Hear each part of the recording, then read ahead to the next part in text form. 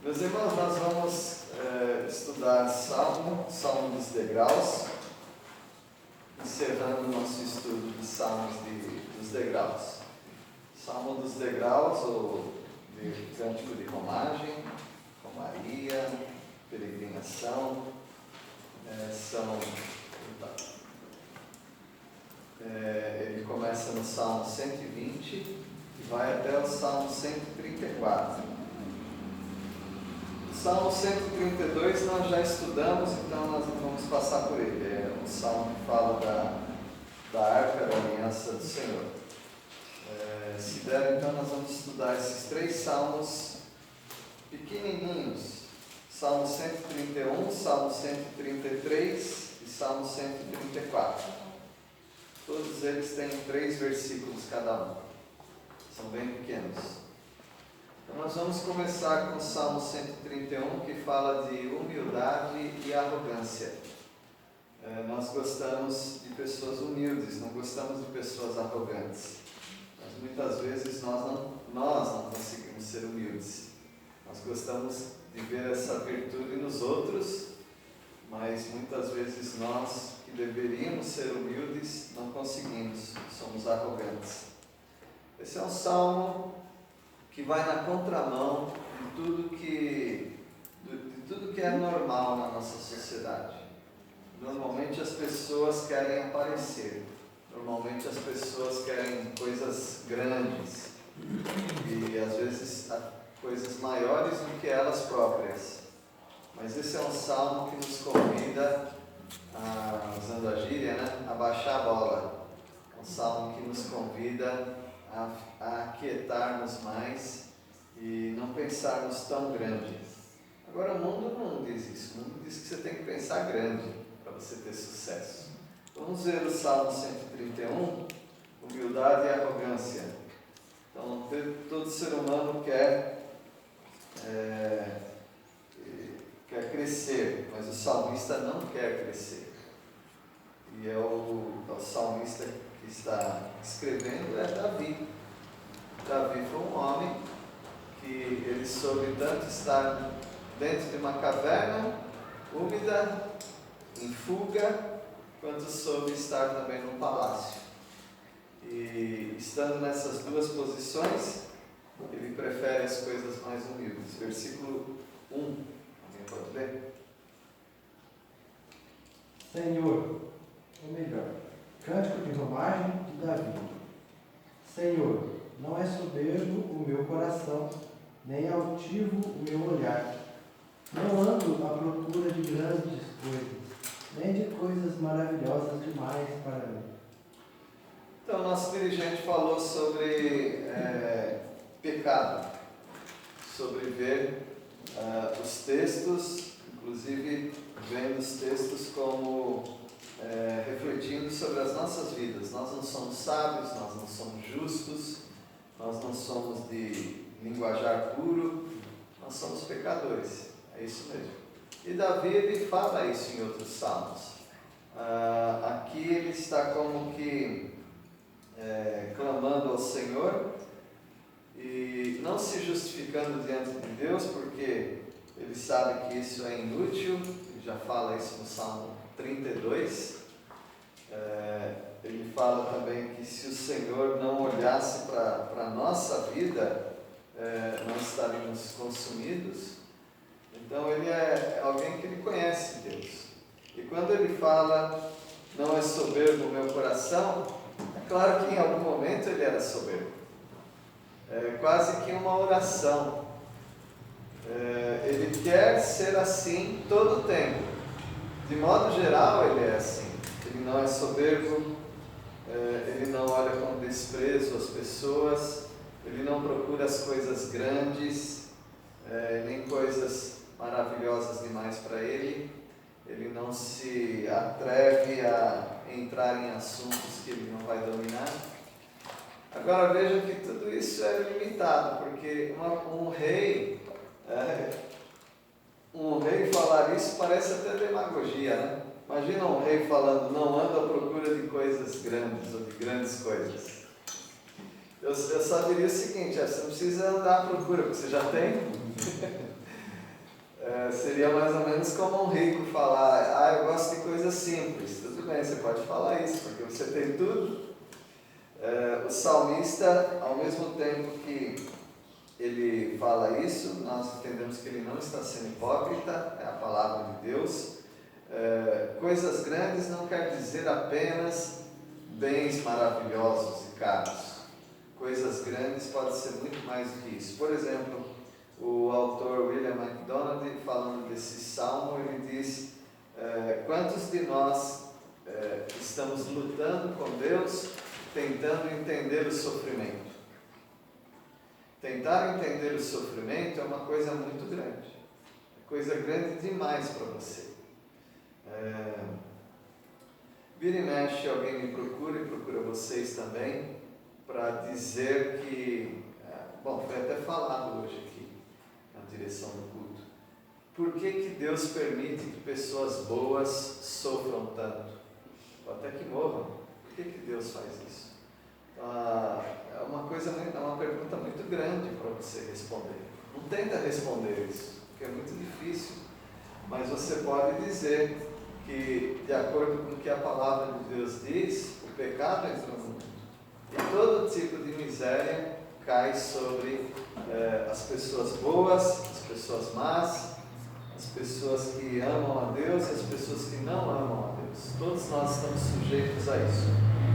Mas mesmo assim são coisas muito grandes para nós entendermos. Versículo 2. O salmista quer que toda a nação aprenda o que ele aprendeu. E o que ele aprendeu? O que ele está aprendendo? A descansar. Meus irmãos, essa é uma grande lição que todos nós deveríamos dar tudo o que nós temos para aprender essa lição. Descansar no Senhor. Porque aquilo que te consome, muitas vezes não é nem a sua doença, é a sua ansiedade. E a ansiedade, ela nos faz ficar cansados demais, agitados. Mas ele aprendeu a descansar, ou está aprendendo. Versículo 2. Pelo contrário, fiz calar e sossegar a minha alma, como a criança desmamada se aquieta nos braços de sua mãe. Como essa criança é a minha alma para comigo. Então ele aprendeu a ser como um bebezinho de colo, um bebezinho que mama. Ele não está pensando em coisas complicadas. Ele só está pensando: eu vou mamar e dormir. Só isso. Então eu não sei se o salmista estava querendo ser muito simplório, porque ele é rei, e um rei tem que pensar em coisas complicadas. Um rei tem que pensar em como ser justo no reino, como manter o seu reino, como manter a segurança do seu reino, como fazer negócios, como confiscar terras, como distribuir terras. Então a vida de um rei, ainda mais naquela época em que o rei tomava conta de tudo, não era primeiro-ministro nem nada, tinha conselheiros, é verdade, mas um rei era muito mais que um prefeito de uma cidade. O rei, ele dominava sobre toda a nação. E eu não acredito que ele está querendo ser simplório. A vida é assim, pode dormir que você vai ver como que é fácil viver. Não, ele está falando aquilo que Deus mandou ele falar, é inspirado por Deus. O desejo de Deus para toda a alma é este: que nós sosseguemos a nossa alma. Que lindo, é tão bonito, né? Mestre do Mar se revolta. É uma oração, é um monólogo também, em que o autor ele está falando. Aí no final, quando a água se acalma, ele fala que a alma dele também se acalmou. Mas, meus irmãos, lembrem-se que quando o temporal estava assustando os discípulos, Jesus já estava dormindo. Ele estava dormindo. Nós precisamos que as águas se acalmem para a gente dormir. mas Jesus conseguia dormir com as águas agitadas. Por isso nós estamos ainda aprendendo a sossegar a nossa alma. E é só Deus que pode sossegar a sua alma. Eu me lembro quando a gente era criança, não sei vocês, né? Quando a gente levava um susto, começava a chorar, aí eles vinham com água com açúcar. Água com açúcar resolvia tudo, né? Um copo de água com açúcar. Então, eu nem sei se aquilo resolvia, mas eu me acalmava. Talvez fosse um placebo, talvez fosse algo da minha mente. Alguém está preocupado comigo, alguém está cuidando de mim, alguém me deu um remédio super poderoso, um copo de água com açúcar. Eu me acalmava. Mas nós sabemos que Deus realmente sossega a nossa alma em todas as circunstâncias da nossa vida. Por isso o salmista, que já aprendeu isso, ou está aprendendo, ele quer passar isso para toda a nação. Ele é um rei, e um rei quer que toda a nação aprenda as suas lições. Versículo 3. Espera, ó Israel, no Senhor, desde agora e para sempre. Então esse é um salmo que fala de humildade, é um salmo que fala de descanso também. Que o Senhor ajude a sua alma agitada a se aquietar nos braços de Deus. Agora vamos para o Salmo 133, salmo bem conhecido também, o salmo que a gente usa bastante. Esse Salmo 133, ele fala da união entre os crentes.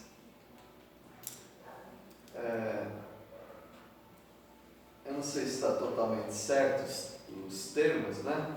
Mas unidade é diferente de união.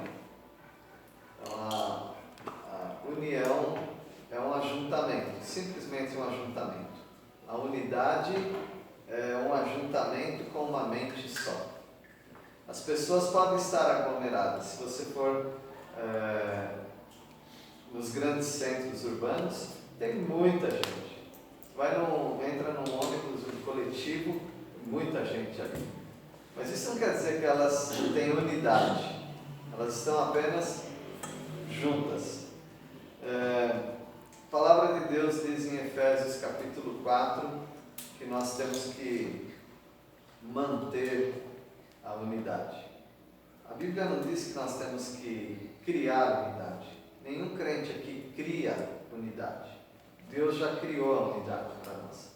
Cristo Jesus, ao morrer na cruz, ele já nos colocou um em contato com o outro. Não apenas união, mas uma só mente, a mente de Cristo, a unidade. Mas apesar disso, apesar da unidade que nós temos, por exemplo, tem alguns irmãos em Cristo que não estão aqui, mas eu tenho unidade com ele. Mesmo que ele não esteja aqui nesse recinto, eu tenho unidade com ele. Mas apesar de termos a unidade no corpo, o Senhor quer também união. Ele quer que nós nos congreguemos, Ele quer que nós nos juntemos.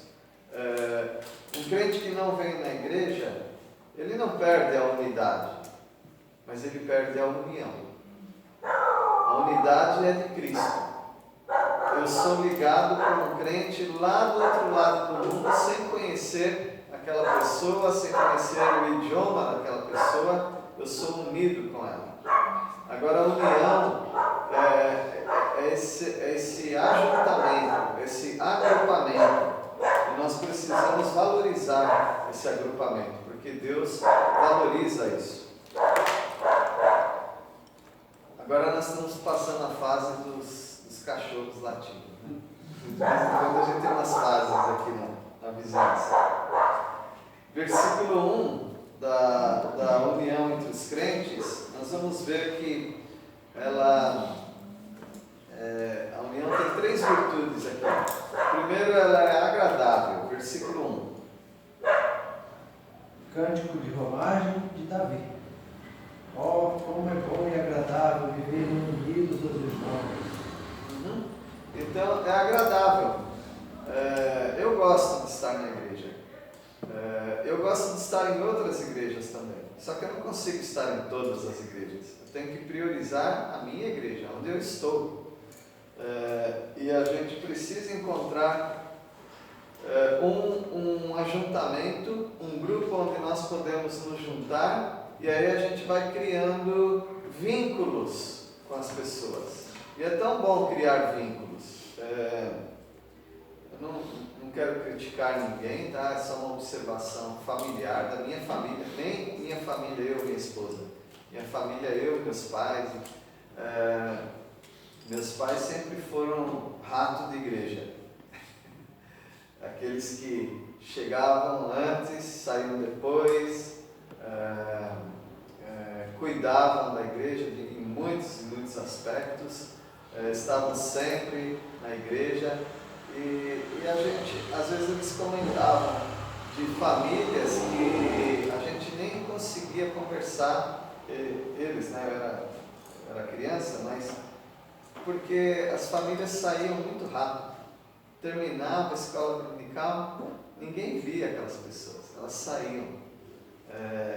Houve casos também de pessoas que saíam na oração final. Quando começava a oração final, a pessoa já saía, que era para não encontrar com ninguém. Então, é algo, talvez as pessoas tivessem compromisso, né? Mas tem pessoas que têm esse hábito de não querer estar junto com os outros na igreja. E é tão importante esse tempo de estar junto com os irmãos. Às vezes vale mais a pena um culto ser mais breve, para que os irmãos tenham contato um com o outro. No contexto de cidades grandes, elas também são cidades perigosas. Não dá para ficar muito tempo fora de casa à noite. Então, as igrejas já pensaram nisso e começaram a reduzir o horário de sair. Então, tem igrejas que eles preferem sacrificar um pouco da tarde, começa às 6 horas da tarde para terminar às 8 horas da noite, né? Não ficar tão perigoso para as pessoas. E é muito bom o que a igreja puder fazer, os irmãos puderem fazer para manter esse ambiente agradável, é muito bom, né? Desde pequeno eu faço parte de igreja e as igrejas tinham o chazinho. Agora eu vou falar algo que ninguém conhece, tenho certeza. Eu era da época que depois do culto tinha groselha. Alguém lembra disso? Em casa tem, pastor. Na sua casa? Vai lá tomar groselha. Em casa tem. E eles faziam um caldeirão, irmãos, dessa altura assim, que tinha que carregar 2 pessoas na alça, cheio de groselha, quando tinha programação na igreja, de aniversário da igreja, que vinha as outras igrejas. Eu fico pensando como a vida era tão simples, né? Refrigerante não, isso daí é uma coisa... As igrejas não usavam refrigerante, elas usavam suco de groselha.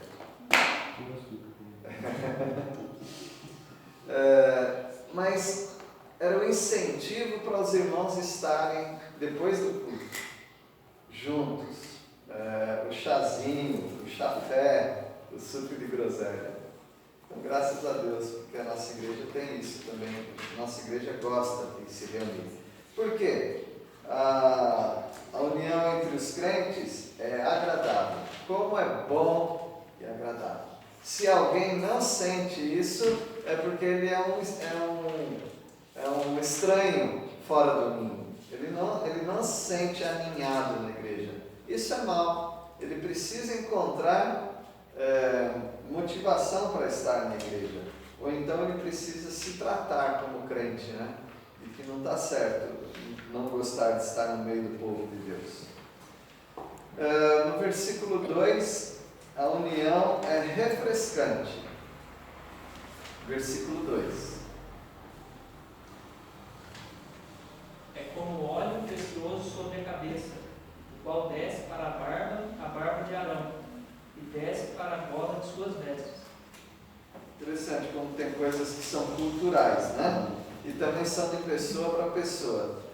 Se alguém jogar óleo na minha cabeça, vai ficar uma melequeira, eu vou ficar irritado com aquilo. Mas parece que na cultura dos judeus, colocar óleo sobre a cabeça e deixar esse óleo escorrer era algo refrescante. Eles chegam a falar que era medicinal. Não sei como que isso pode ser medicinal, mas pelo menos era algo que trazia prazer e era um status, porque não era barato também.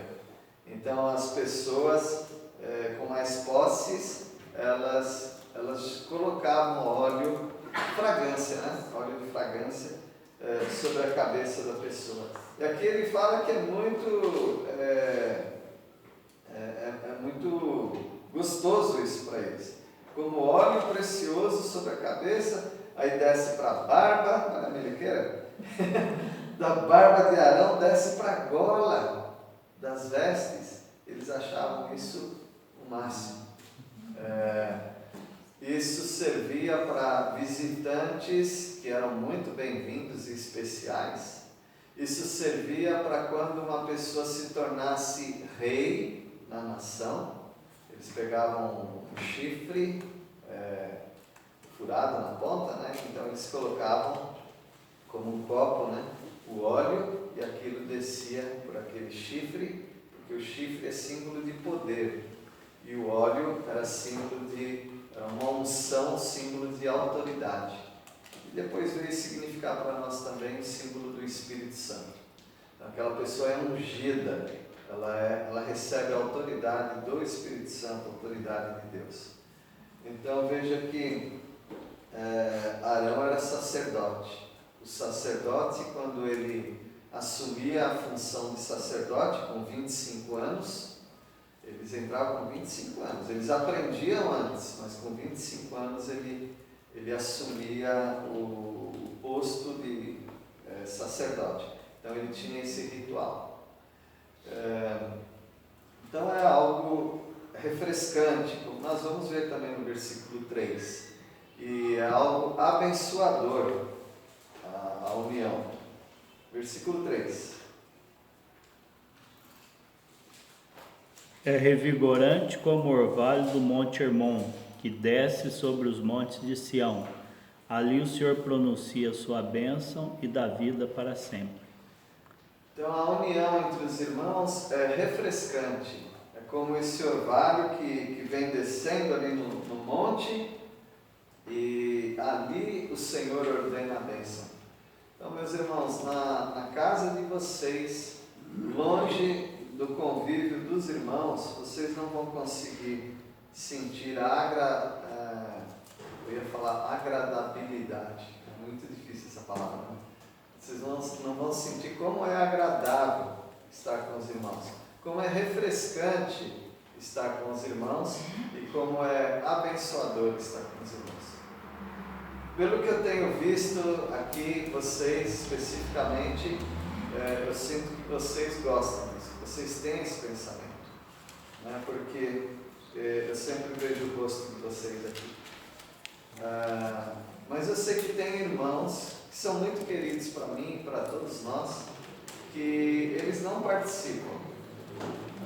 E talvez seja por causa de trabalho, talvez seja por causa de outros compromissos, mas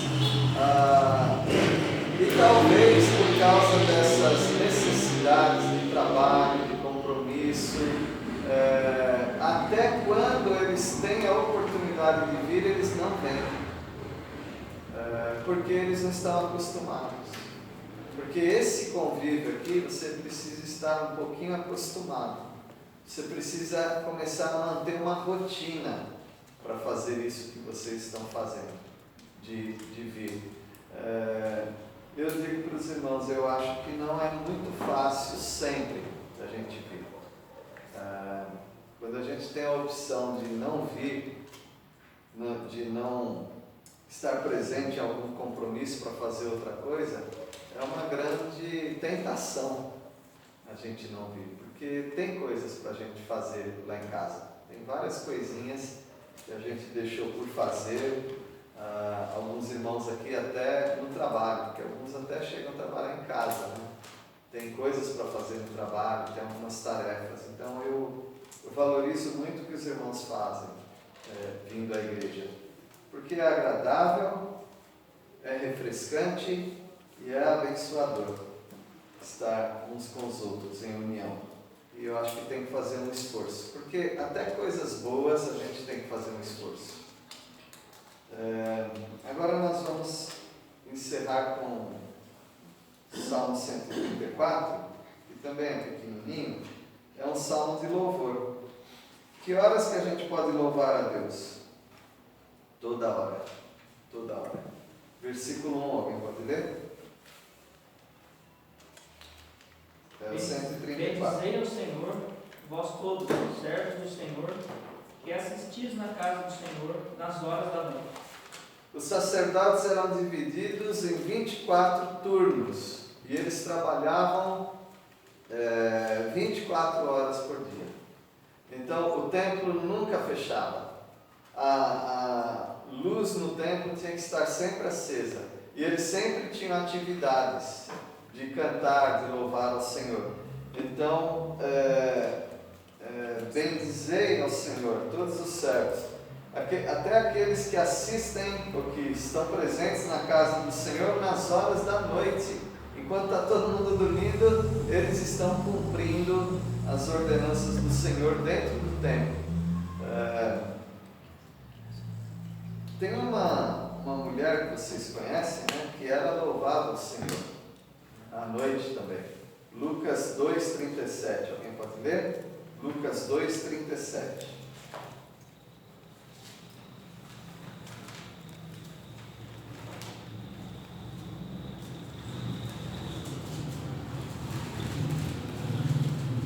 Pode ler alguém?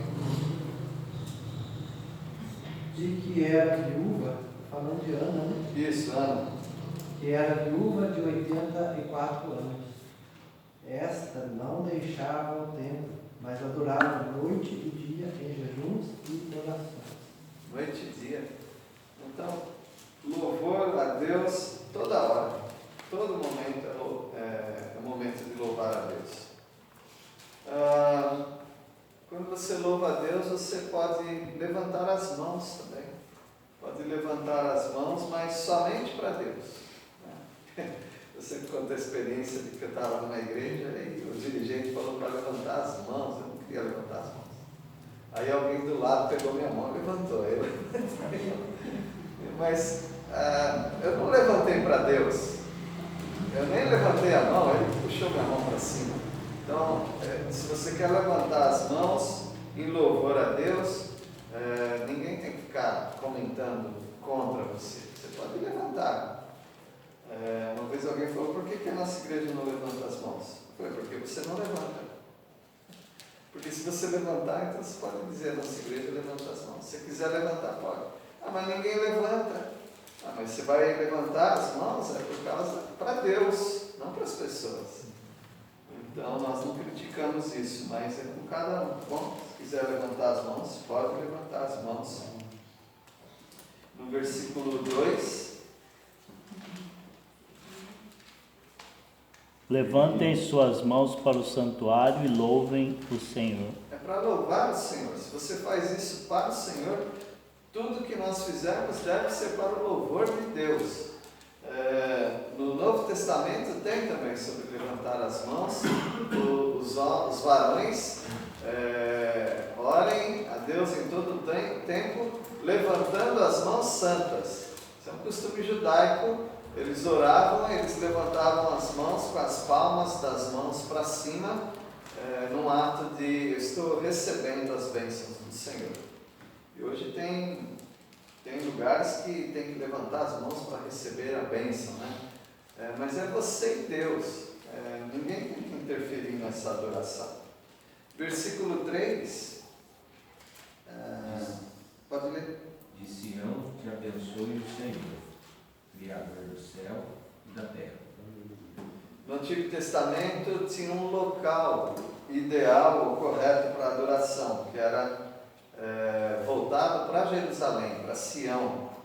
Jesus respondendo para a mulher samaritana, quando ela diz, uns falam que se adora em Jerusalém, mas o pai Abraão, ele sacrificou aqui também um altar em Siquém, em Samaria, e aí Jesus falou sem rodeio, a salvação vem dos judeus, então é em Jerusalém mesmo, né? Mas chegará o tempo, e já chegou, em que os verdadeiros adoradores adorarão de que forma? Em espírito e em verdade. Então, meus irmãos, nós já passamos dessa fase.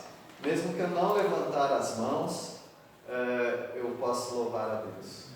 Mesmo que eu não olhe para Jerusalém, alguns nem sabem para onde fica Jerusalém. Daqui de onde você está, você sabe para onde que é Jerusalém? Para lá. Você não precisa fazer isso. No Antigo Testamento, Daniel, ele orava olhando para Jerusalém. Voltava para Jerusalém. Mas nós não precisamos fazer isso hoje, porque a nossa adoração é em espírito e em verdade. Não depende mais desses atos. Então, o Senhor é o Criador dos céus e da terra. Nós estudamos hoje sobre humildade e arrogância, a união entre os crentes e o louvor a Deus que pode ser feito em qualquer horário. Deus abençoe os irmãos. Vamos orar. Agradecemos a Deus porque temos a alegria de nos reunir com os irmãos. Obrigado porque é tão refrescante e revigorante para a nossa alma. Pedimos a Deus que aqueles que nunca experimentam isso, quase nunca experimentam, que eles criem o hábito, Pai, de estar junto com os irmãos para experimentarem como é bom e agradável que os irmãos vivem na minha.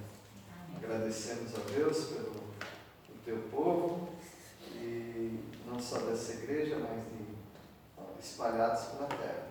Nós agradecemos porque temos comunhão uns com os outros, por causa de Cristo Jesus, e em nome dele que nós oramos. Amém.